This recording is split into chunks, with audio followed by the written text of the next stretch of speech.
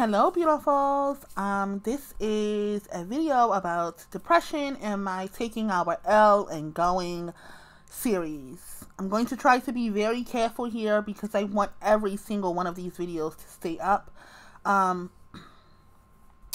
you know, as you all know, I have been very open and honest about some of the shit that is going on with the reporting of my videos. So, bear with me because I want to be very intentional about what I say, and I don't want the video taken down. So, you know, we're going to call niggas niggas. We're not going to call them, we're not going to hit that hard ER today.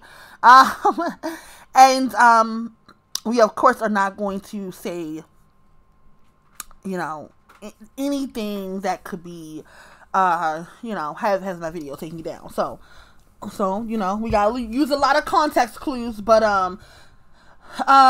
what is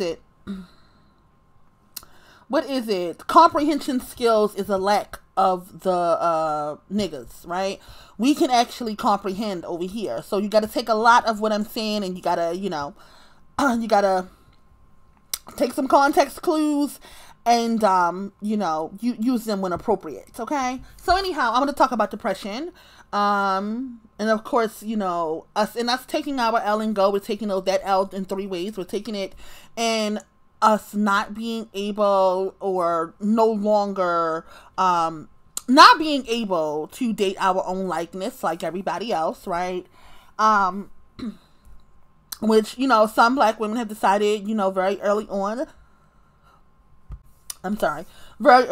to not date niggas. For whatever reason, but some of us, you know, we woke up late. Some ladies woke up like that, and some of us, we woke up late. And, you know, I've already made videos about that.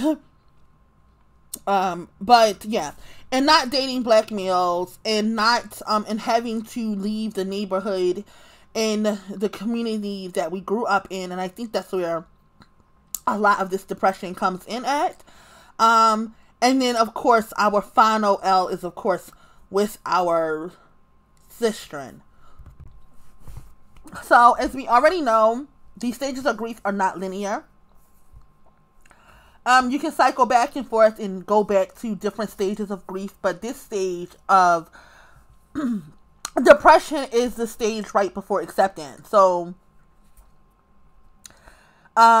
this is tough. You know, this is tough. You've been bargaining, you've been angry as shit, you've been mad about some shit, rightfully so. One thing I'ma always do is honor a black woman's anger. One thing I'ma always do is honor when a black woman mad as shit, right? So you've been angry and you have been bargaining and you've been in denial, right?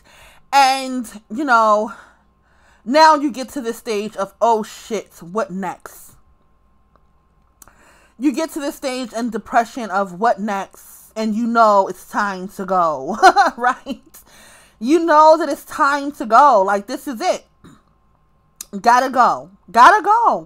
I have sat in my denial. It's hit me like a fucking ton of bricks. I have been angry about this shit for years now. For some of us, right? You know, we see those black women that's been angry for years, right? You know, been bargaining with the nigga for years, been bargaining with your family for years, trying to get them to see it, going to Thanksgiving dinner, trying to have conversations with your family to try to have them see that, listen, how we exist is not right, right? This is fucked up, right? So you've been bargaining now, and now you just like, fuck it. This is what it is, right? I have to live in this. Right? And that's a lot to live in. And a lot of us sink into depression. So I will first say how depression shows up for a normal loss, right? Because we know that this loss that we are experiencing is abnormal. And that's why our phases of grief is so troublesome, because this is not a normal loss, right? This is something that is abnormal and that is very unique to black women. So what I will say is that the depression is not always clinical, right?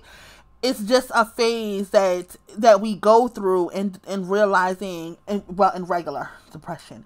The depression in the grieving process is not clinical depression, right? It's just the depression associated with the loss, and having to finally, which is the final stage of grief, accepting it, right? It's living in the depression of this is what it is, and it's nothing I can do about it. I can't be in denial about it anymore, right? I can't be mad about it anymore, right? I cannot bargain. I'm talking about in a normal grieving process, right? God is not listening to my bargains about bringing my loved one back. I can't go back in time and fix whatever it was in the moment that I could have, I don't know, given CPR to the deceased, whatever the case may be. Like you start to just live in the moment. You start to live in the moment, and it's depressing, right? This is what it is. I have to live without this loved one anymore, and it's not a clinical depression, but it is a depression. Like, damn, Big Mama gone, right? If we could relate it to losing a loved one, right? You're just like, damn, Big Mama gone, and this is where we are, and I'm fucked up about it, right? So what's happening with us in our fleeing Blackistan is you have to live in the fact that you must go. You got all your L's packed up, sis, and then you got to go with them. You got to pack them up and you got to go, right? And we sink into this depression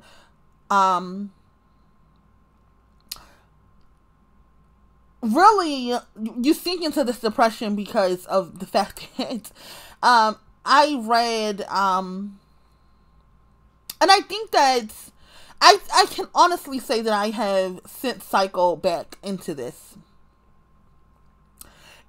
feeling of depression, like and I sunk back into it as of recently, due to the depression of, oh shit, a lot of black women not coming. A lot of black women not coming, right? Because when I first felt this feeling of depression, it was just like, oh damn, like these niggas is out. The feeling of wanting to be this nuclear black family is out. Like, let's just toss that shit in the trash, right? And you deal with that depression, and then it's really, really heavy feeling like the depression associated with having to let go and leave the community, right, that you grew up in, the community that you know and that you love. There are things in black culture that black women, that belong to black women specifically, that we love, right? And in my case, I packed those things up in my L. That was some of my L's that I packed up and took with me, right? Because I did not let go when I decided, when I began to flee Blackistan. I did not let go of my blackness. My blackness is not something that I let go of, right? I didn't let go of the fact that I was a black woman, right? I prioritized the fact that I was a woman, but I did not let go of the fact that I was black, right? And that some of black culture was cultivated by my foremothers, and I'm taking it the fuck with me. Fuck y'all, right? So I did not, go into the larger society as, I always want to mention this book, and I think I might have it right here so I can just tell you ladies the name of it.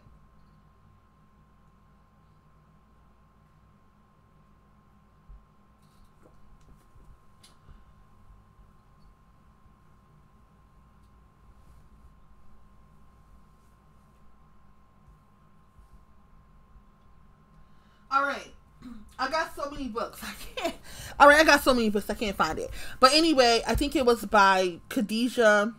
Y'all, let me find it.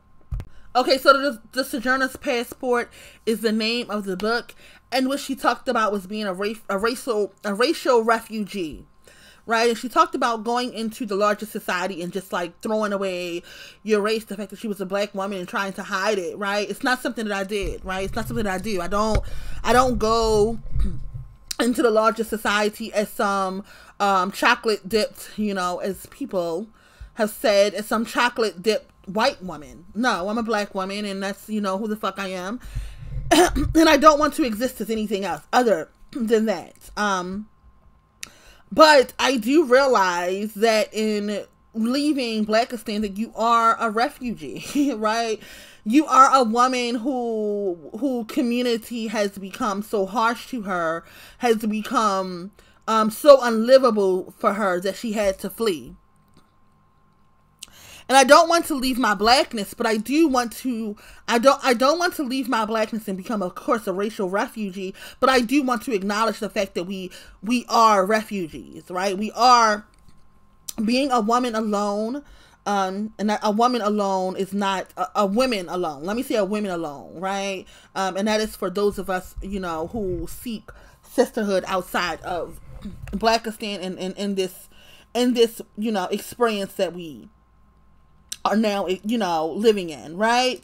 Those of us, we don't just, of course, throw away our blackness, but we do realize that the community has been too harsh to us, and it's been too hurtful, and it's been too cruel, that there is no room for reconciliation.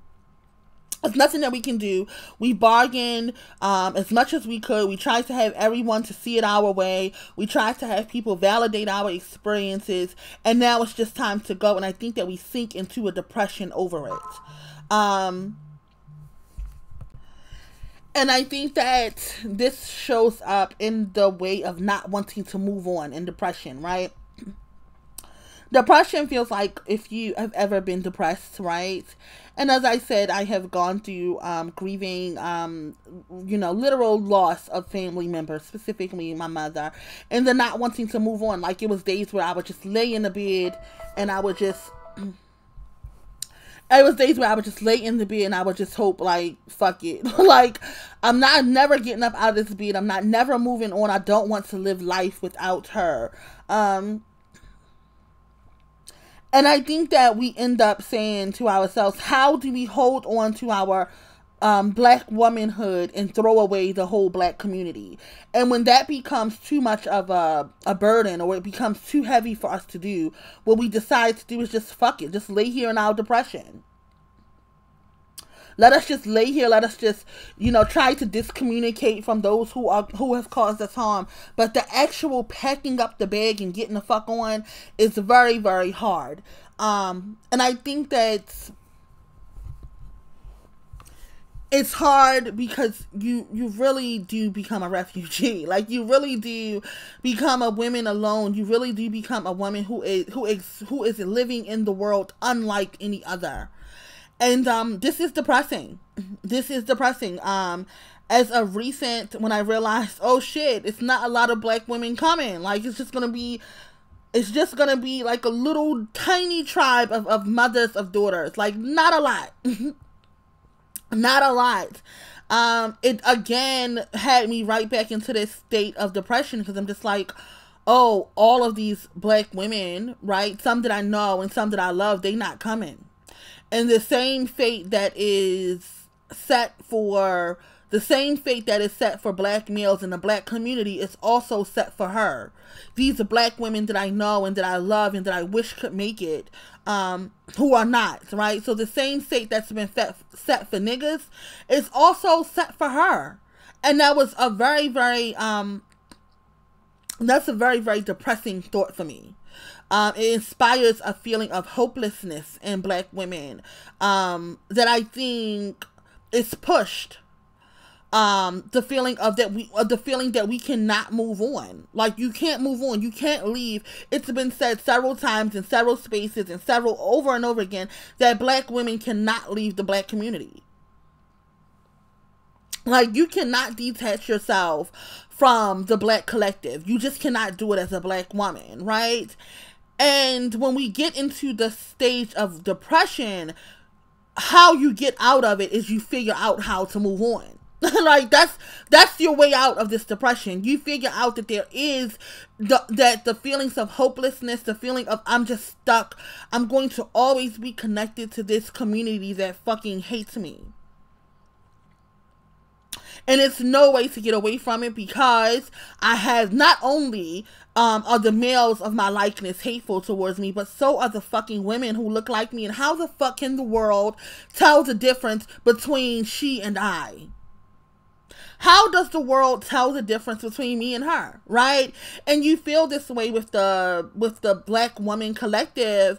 And as I begin to move out of the Black collective into more BWE spaces, where how I felt did not align with them, right? Where they were literally telling me that it's no way out, Preem, it's no way out. Like, you're not going to be able to separate from Black males in a Black collective, right? And we're kind of just stuck here. We're kind of just stuck here in this place of limbo and this depression, and it's no fucking way out, Preem. And as I started to like consider that, like how really do we separate from the Black collective? Like, how does that happen? First of all, and it took some time in my depression to figure it out. Like, oh shit, there is a way out, right? And then once I was out, realizing that women that were, quote, out, or who I thought was out, right, that those women had the same views as Blackistan, had the same behaviors as Blackistan, was also filled with the same rage and the same hate for me that Blackistan was filled with, right? Now I'm like, now how in the fuck am I going to separate myself from them? Because they're saying the same things that I'm saying, right? They're feeling the same ways that I'm feeling, right? They are talking in the same ways that we are talking over here, and they are still hateful and still harmful to Black women. Now I'm really depressed. Now I'm back at square one, right? Now I'm back at square one in my depression, because now I'm like, now what? Now what? This is how this depression feels to Black women. It feels like, now what? Like, what do we do now? Like, we didn't lead. If you've ever been depressed, like, you just lay around, you don't do shit, right? Right? You just lay around, you don't do shit, and you just, you know, if you're a weeper, you weep and you cry and you just feel stuck, right? So now here we are, right back stuck, right back weeping in our literal funk and fucked upness, right? And we feel like there is no way out. We feel like this is it. This is how grief shows up for the Black woman who is deciding to flee Blackistan, to take her L and go. And it just feels literally hopeless. It literally feels hopeless. Like, there is no way out. If there is a way out, there is no sisterhood outside of this. Right? And that is a fear that is legitimate. That is a fear that is, that I want to affirm, right? The feeling of wanting sisterhood, the feeling of wanting to be around your own likeness as a Black woman, the feeling of safety that is in Black women who are, and I, you know, of course you don't want to be in a vacuum of Black women who all think the same, but at least Black women who are aligned in some kind of way. To think that there is no Black woman who is aligned in the same way that you are. To think that there are no Black women who think the same way that you do, who are experiencing life in the same way that you do, is death to some of us. The thought of being a tribe of one is death to some of us, right? To some of us, to certain Black women, we do find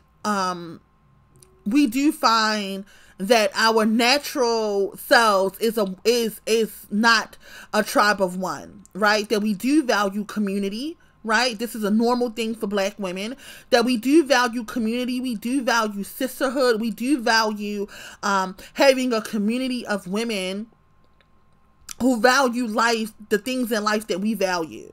to be able to pick up the phone and call your sister and be like, what's up? You know, it's to get off work, kick your shoes off, and, you know, in a society, in a larger society that is not Blackistan, that you then finally made your way out of, to be able to call your sister and be like, girl, what's up? Like, what's going on? Like, let us catch up. Let us talk. Let no niggles come into the conversation. Let no Blackistan shit come into the conversation, because she's living a life like yours.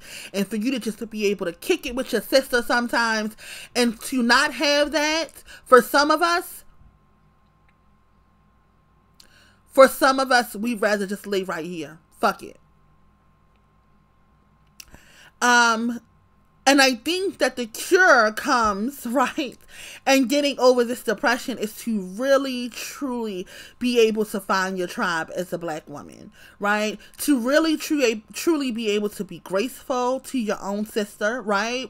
To be able to offer her the room to cycle through her own fleeing Blackistan journey, right? When it doesn't, of course, you gotta be past denial. To finally seek sisterhood, you gotta be in the depression stage. You gotta be right on the edge of acceptance, right? You gotta be right on the edge of acceptance, or right getting to the acceptance stage, right? Because if not, you of course, if you still bargaining with niggas, you're putting your sister in risk. Right? If you're still in spaces with niggas, you're putting another Black woman at risk. If you're still angry, you could be harmful and harsh to her. Right? This is why we see in certain spaces, there's no room for the fence-sitting Black woman. Right? It's because her ass still a fucking fence sitter. It's because her ass is still a fucking fence sitter. So that you know, right? To be able to be graceful to the fence sitter, you cannot be a fence sitter. That's where you have to be. You have to have already phased out of those anger stages and those stages of bargaining and those stages of denial to be able to talk to and to be able to seek and be open to a Black woman seeking community outside of Blackistan who may be still on the fence, right? Because you have no reason to be angry with her for being where you once were. You know why I came here to make this grief series, because I have no anger in my heart to a Black woman who is where I was today 5 years from now. I mean, who is where I was 5 years ago. She's there today. I have no anger. I'm not upset with her over it. I completely empathize with her. Been there, sis. Right? Been there, done that, right? This is why I'm able to see where you are and to just accept that this is where you are, right? Of course, I'm not sitting on the fence with her for fucking, 15 years as she be mad at niggas, right? Be mad at the Black community, be mad at her family for the harm that they done instead of just cutting them the fuck off, right? But I don't mind being here with her as she goes through it, right? I don't mind holding her hand as she goes through it, right? So I think that when we get into the depression stage, it's because we can't really find sisterhood. We think that on the other side is nothing. We think that on the other side is nothing. There is no Black women. There is no sisterhood. There is no, there is nothing that reminds us of the community, and not in the harsh ways, right? The ways in which Black women are loving. In my last Clubhouse room, we talked about how, we talked about Black women's hair, in a very, very beautiful way. The room went on for long, and towards the end of the room, it was really just, my own personal tribe that I have found just really kicking it in the ways that we really kick it, right? Sitting up talking about Black women's hair, right? And this is not something that these kind of experiences are unique to the Black community, are unique to Black women, and you do want community with Black women even after you have fled Blackistan. And I think that kind of want and that kind of need, it leads us into a depression, specifically me. Leads us into a depression that we're stuck at. We get stuck in depression, and you think that there is no way out, that you cannot be honest about, some of the ways that you feel. You cannot be vulnerable in some of the ways, in some of the ways that you exist. One of the things that recently happened, and between myself and one of the ladies in my tribe, we were talking about the unaliving of the niggas that they do to themselves. And me and her, she and I talked about the ways that the mothers feel, right? We got right over unalive niggas because we don't give a fuck. And we got right to the sisters who were suffering, right? And we talked about, this quote reckoning. And I will make a video soon about the reckoning, because I don't think that Black women really know what the reckoning is, right? When these daughters of the patriarchy and these mother thuns around here talking about the reckoning, trying to threaten niggas with the reckoning, like, I don't think they really know what the reckoning is, right? But what I will say is, a mother, a very useful mother in my spaces, has already said several times that, some debts are paid in blood, right? Some debts are paid in blood. Some debts have to be paid in blood. And when we're talking about the reckoning, right? You think that it's just shaming niggas on fucking Clubhouse? You think that it's shaming niggas on fucking YouTube? That's not the reckoning, honey. That's not the reckoning. The reckoning is not in our hands, right? The reckoning is not in the Black woman's ability to, shame niggas, right? The reckoning is in her ability to speak life and death over them, right? That is what the reckoning is, okay? So that we are clear, right? So when we talk to me and my sister on the phone, and we talking about, basically, the unaliving of these males happening every fucking 5 minutes around here now, at their own hands. We have no control over this, and we have no hands in this. This is happening at their own hands, right? So when we sit and we talking about it, and we, just look, this is where the fuck we are. And we thought about those Black women who are going to suffer and going to be hurt at this, the true reckoning, right? And we talked about it, and we was like, even for us, right? As I said, that, all of us, love a Black man, right? And I'm not talking about in a romantic way. I'm talking about brothers, cousins, uncles, dads, right? So as this reckoning is happening, Black women will be suffering. And I said, we're not going to really be caring about the unaliving of them, but how do we comfort each other, right? How do we comfort each other? In some wide open spaces, Black women bring up, the Black males that they love being, unalived, right? And they bring it up to Black women who don't really give a fuck, right? Because if it's a mother of thon getting up on a public space, or a daughter of patriarchy getting up on a public space talking about, how her cousins was murked, I don't give a fuck. I don't give a fuck, sis. This is the reckoning that you be playing with. This is the reckoning that you like to threaten niggas with. So I don't really care about, that kind of thing from a Black woman who's a daughter of the patriarchy or a fucking mother of thons. I don't give a fuck, right? But when one of us is facing it,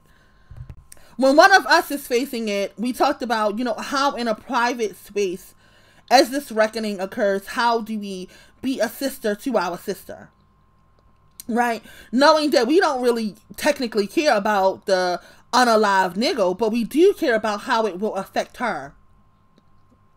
How she'll be able to cycle through it. Even our own selves, because we love Black men, right? We have brothers and we have cousins and we have uncles. In the last 3 months since the new year, since the new year, I've had, you know, 2 cousins die, two black male cousins, damn it. You know, and an uncle shot the fuck up, right? So when we talking about this reckoning that's coming, the reckoning, we know that a black woman gonna be hurt. You know, a black woman gonna be hurt about what's, you know, what's to come. And we talked about how we can offer space for that black woman without getting involved or without putting ourselves in a position to really give a fuck about niggas, because that's just not where we are, right? And then also us, when it does happen to us being accepted and us being understanding of the fact that, you know, look, this the fucking nigga this the nigga I love, right? I can't expect my sister to give a fuck when something happens to my cousins, and, you know, my uncle or whatever, to really give a fuck about that, right? I can expect for them to be loving and to be kind and to be comforting to me, right? But for me to expect for them to give a fuck about the unalive nigga, like, let's be real. You know, you can't expect that from a black woman on the other side, okay? But what you can expect is some community. What you can expect is the ability to be able to be vulnerable and the ability to be able to find sisterhood on the other side for those of us who need it. And I think that every black woman, every mother of daughters, right?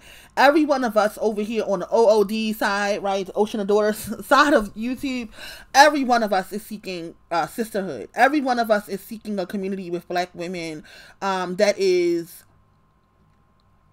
loving and safe and unlike what we usually see for communities for black women in this fleeing Blackistan, because it's very Blackistan, even though they're fleeing Blackistan, right? And as I began to see this, I began to sink right back into, you know, a depression. As I said, you know, we're all phasing in and out of these stages of grief, and I went right back there like, damn. Like, damn, these we're fleeing Blackistan, and they really fucking Blackistani over here, right? And I had to find comfort in my own little tribe, right? My own little tribe of black women of like minds and who offer grace and who are kind and loving. And I think that kind of cure is the one that we seek in our depression. We seek sisterhood, Truly, that's where your depression is coming from, because you already decided that you're going to, that, you know, the niggas ain't shit, you're just not going to be dating them, right? You're going to move on to another culture of man, you know, and not being a racial refugee, but a refugee nonetheless, right? You're not throwing your blackness in the trash. You're not throwing the fact that you're a black woman in the trash, but you are going to date someone who is not of your culture, right? You may marry and have to find family outside of your culture, right? And that causes some depression. And I think that what we can do as black women who are not able to be a tribe of one, because we're not fucking mother of thons or daughters of the patriarchy, right?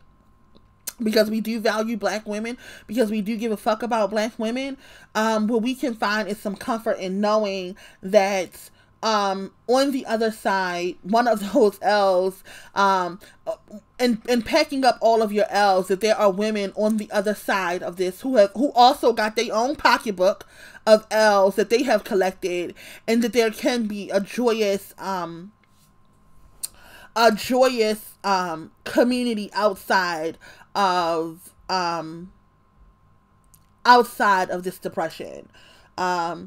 And I think that is something that we have to conclude as black women, as we feel this depression, as we feel it coming on. You know that you have to separate from your family. You know that Thanksgiving is just not going to be given what it used to give, right?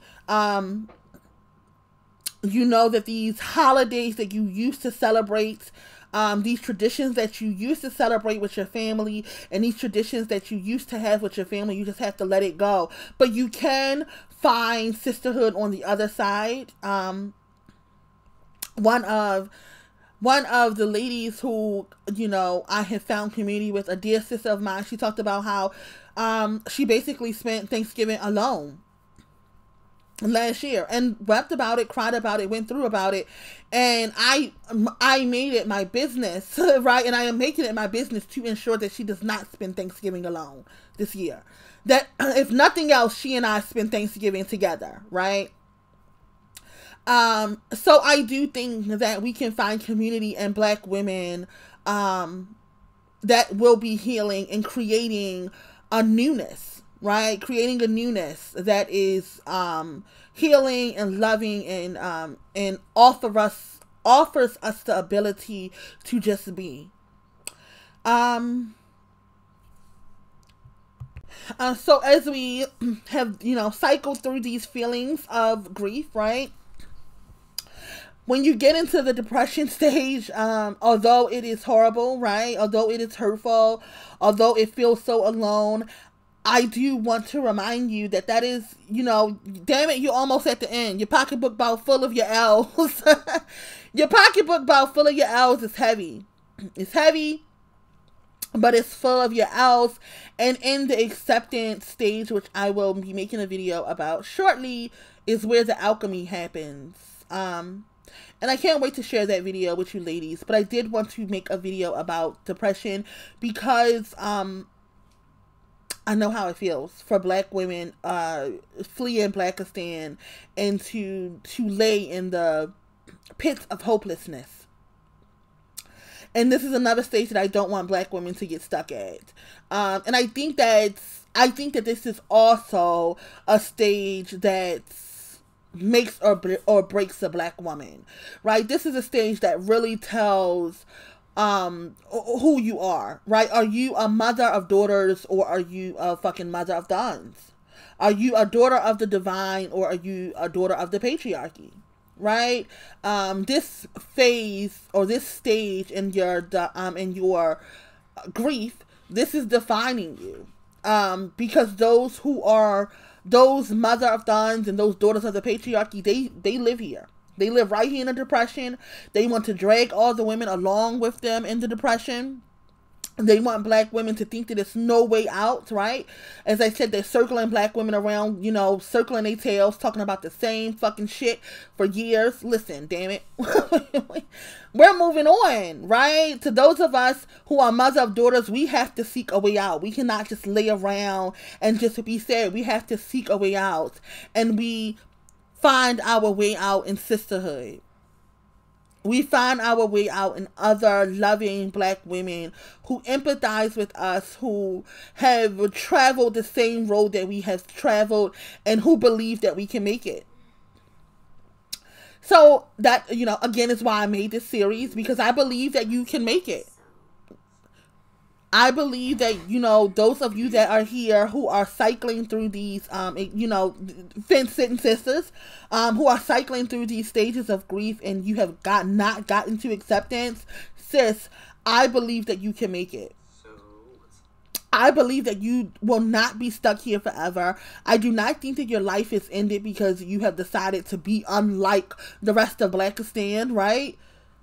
Right? I'm over on the other end of this fucking journey, or over on the other end of this fucking hump of grief, and waiting. Right? We're over here on this other end of grief, and we're waiting, and we're waiting with open and loving and welcoming arms, because it is it's not the end. It's not the end. And yeah, I think that is my spiel on, you know, the stage of grief that is depression. This is not it. Depression makes you feel like this is it. Like, I'm just going to die right the fuck here. Ain't no reason to go on. Ain't no reason to go on. I don't have no motherfucking community. The men of my likeness hates me. The women have fooled me. Oh my goodness. The feeling of depression is one that I do not like Black women to stay in, right? When I feel that Black women, when I feel like it's a mother of daughters who is cycling through this, and she she happens to be in the wrong spaces, right? Happen to be in the wrong spaces, and you get led, you know, as I've said several times, you get led right to niggas again, right? You get led right to niggas again in your depression, and, you know, it's like no way out unless niggas are involved. Like, no, that's not the case.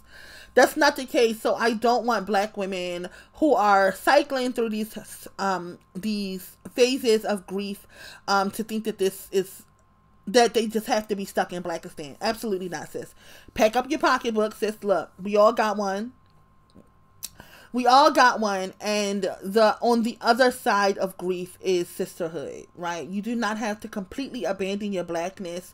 You do not have to completely abandon community that is unique to the black community, but we can build a very, very healthy, we can reinvent what it used to be a black woman, right? We can get over here on the other side of this grief, on the other side of this depression, live in our acceptance, and we can rebuild what's used to be black womanhood. And you know, to those fence-sitting sisters here, you know, sis, we're waiting on you. You got this. You got this.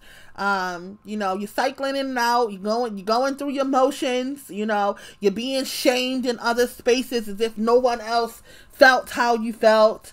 But no, been there, done that, sis. And you're going to, just like I've made it, just like several other women have made it, so will you. So will you. It's not good enough to just circle your tail and keep on hearing the same shit, the same abusive language that you were used to in Blackistan, to get out of it and find BWE spaces to hear the same abusive shit. No. There is a way out.